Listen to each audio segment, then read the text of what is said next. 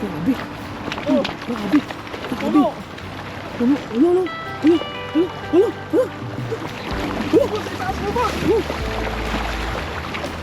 Papakain natin to bukas mga katuloy. Marami Ang dali tong, ano. marami tong ganito mga katuloy. Tapos lason pala. Ano. Natakot siya mga kapeng.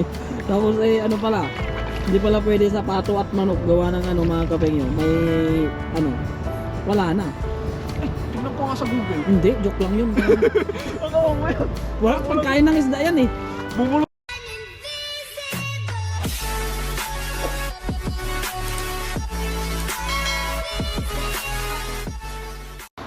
So what is up mga katunying, magandang hapon po sa ating lahat. At nandito na naman tayo mga katunying sa ilog para manguha ng pang-ulam. Siyempre kasama natin none other than our pinakapoging bossing.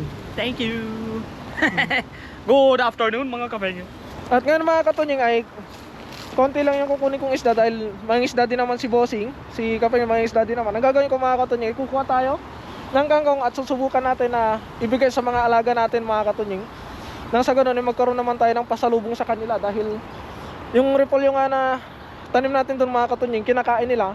Kaya itatry natin tong kangkong. Kung gusto nila ng kangkong ay dadalasan natin ang pagdadala ng kangkong para sa kanila.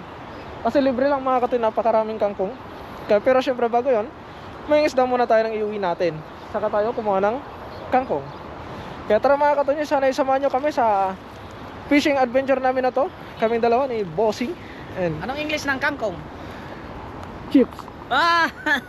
hindi ko alam eh. Ano bang English ng kangkong, boss? Pares tayo, tinatanong ko nga eh. Di ba mga kapeng? Mga kapeng, anong English ng kangkong? Ayan. Kangkong din yata eh. Ha? Kangkong din yata. English na yata yun eh. Spinach! Di ba? I don't know. Saan ka ba? Oh. Samahan natin si Mr. Tonying sa kanyang umaga. Gabi. Umaga yan, umaga. Eh, yung cellphone ko nandito ba? Ayun dito. Hindi yan, gabi. Umaga yan. Uy. Ano nangyari? Parang di nakaabot sa ano. Kita mo ba yun, boss? Oh, hindi ko nakita. Ako din. Ako din. Gusto lang makita kasi nakakasilaw yung araw. Pero Yun. Agis yun. Triangle. Tatlo. Ayan mga katunying. Meron ba? Meron ka bang nahuli? Napakababaw pero Bato. ito, ay, wala, nung nakita kanila, nagtakbuhan na eh. Baba. Baba na.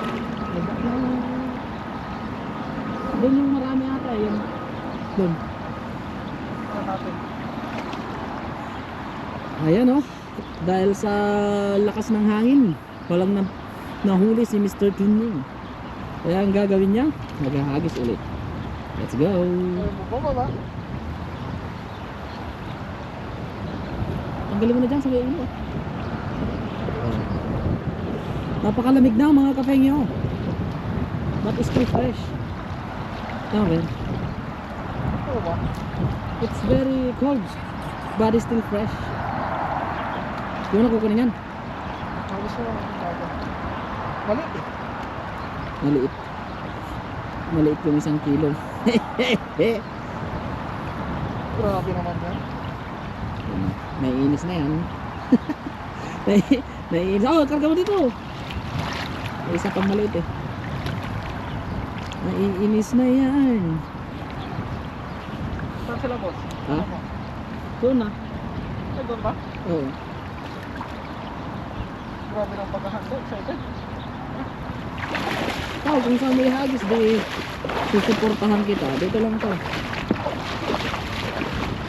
Oh, ang lamig. Susundan natin si Mr. Tunying mga katunying. Ha? Kasi ay nanguhuli tayo ng madaming isda. Yun oh. Yun oh. Huwag kang tumakbo. Mahalagang paa ngayon. Pag natapilok tayo dyan, wala na. Isang buwan tayo hindi makakapag ano. Ayun sila oh. Grabe ba?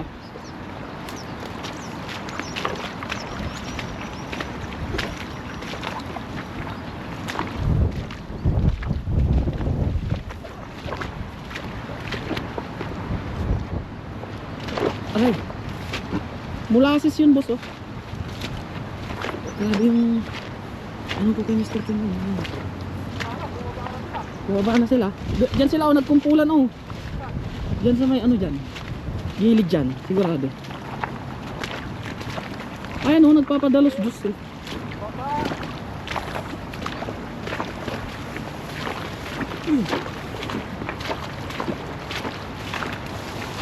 Ulakdan. Grabe. Oh, Grabe. puno. Puno. Ulo, ulo. Ulo. Ulo. Ulo. Ulo. Ulo, sa itaas mo ba? Ulo. Ulo. Ulo. Ang lalaki. Oh, Kadali. ba't ko lang natira? Oo.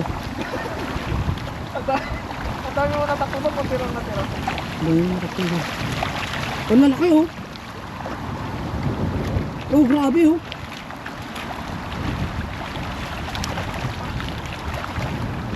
Ay, nakakawala yung malalaki. Mamaya doon mo na lang.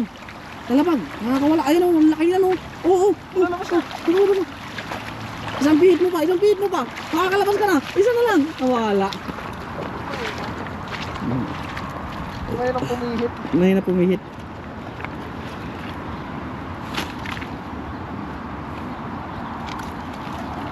Ayan ba? Grabe naman si Mr. Ton yun. Alam na alam kung saan yung mga isda. Mr. Ton. Mr. Ton. Lapetol. Oh, huwag kang maghubad. Ayan mga katunying. Ang lalaki dito sa ibaba. Ang lupit talaga ni Mr. Ton yun. Alam na alam niya kung saan hagisan ng mga isda. Oh, oh, grabe. Kalalaki. Ayan mga katunying. Grabe ba yung huli niya? Sandamakmak. Sandamakmak na ano, na isda ang nahuli. Ah, ayaw mo. Wag mo. Kaya ka. Yan. Grabe yung laban. Laban na di umaayaw.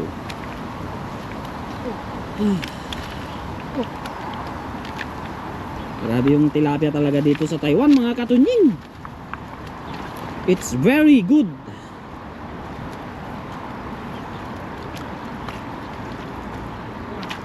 It's very good. Very bad. Ay! Gano'n pa rin? Ayaten ka. Gano'n pa rin? Hindi, kumakanta lang ako. Ay! Ayaten ka. Ayan o, ang lupit ni Mr. Tunying. Isang hagis pa lang pero Wala na. Isang- parang gusto na niyang ano, sumuko. Kaya mas matagal pa yung ano eh. Pagtanggal ng isda sa lampak. Oo. Kasi pag naghagis tayo, isang hagisan lang eh good. Pero yung pagtatanggal mga kafenyo talagang ba? Ay! Ay! Ay! Ay! Ay! Ay! Ay! Ano?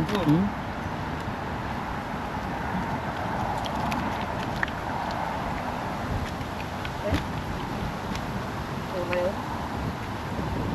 Ayan o. Pare ko. Tapos mahangin.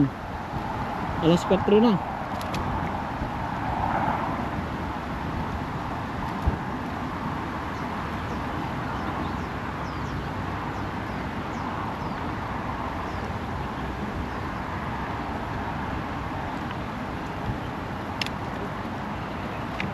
Ayan o. Same size mga kato niya. Parang bato lang siya pero mga isda yan. Yun o. Ano pa ba? Yung kanina eh. Ito.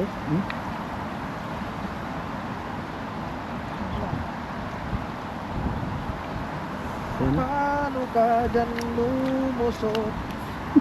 Saan ka ba kasi nagsusuot?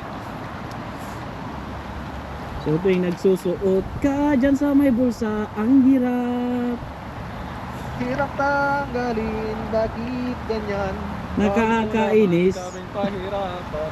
Nakakainis pag laging ganyan. Naiinis na yan siya, lalong lalo na sa ganyang isa.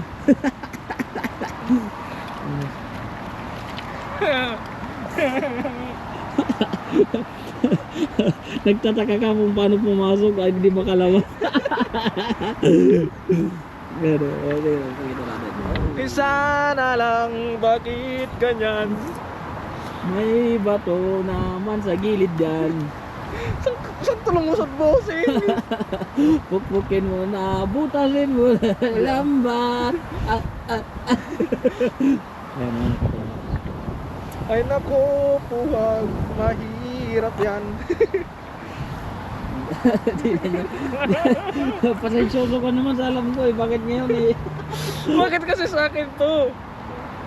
Umaya na lang kay bossing.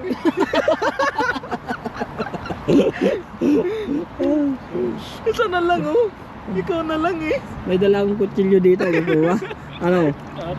Sabi ko talagang may dala akong kutsilyo mga kapatid eh. Talagang tatanggalin natin yung bulsa kung kinakailangan eh. Sinabi kanina pa sana sinabi. May nahirap, may isa na lang eh. Grabe mo. Pare-parehas eh.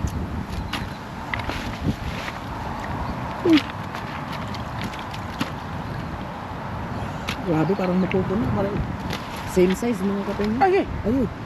Uy, ang daming ano.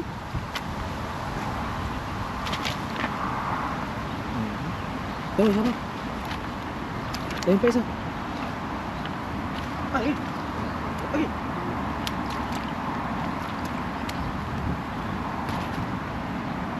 Ayun ang mga katunying. Lupit niya oh. Yun oh. So kalahati na mga katunying.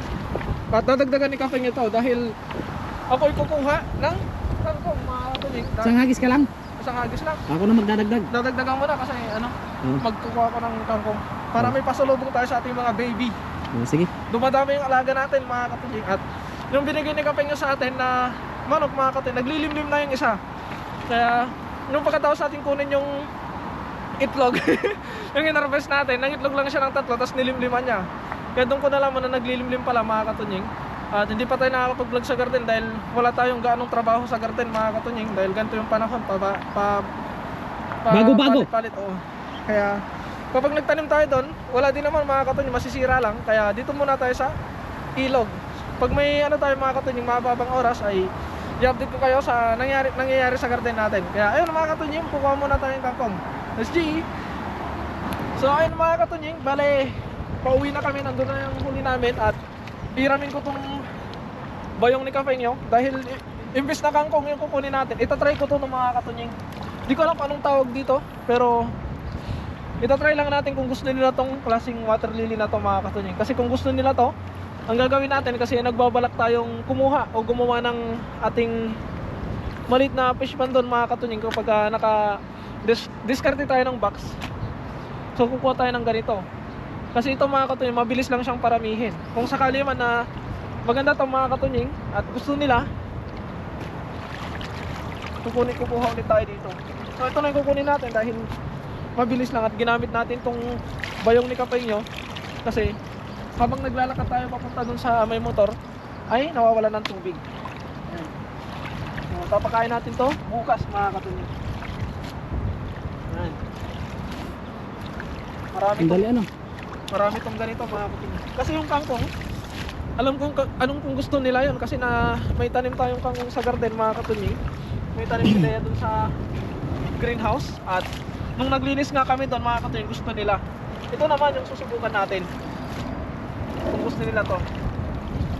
So kahit ano lang pang support ng mga katunying. Pero kailangan natin subukan kasi nagbabalak din tayo, marami tayong balak.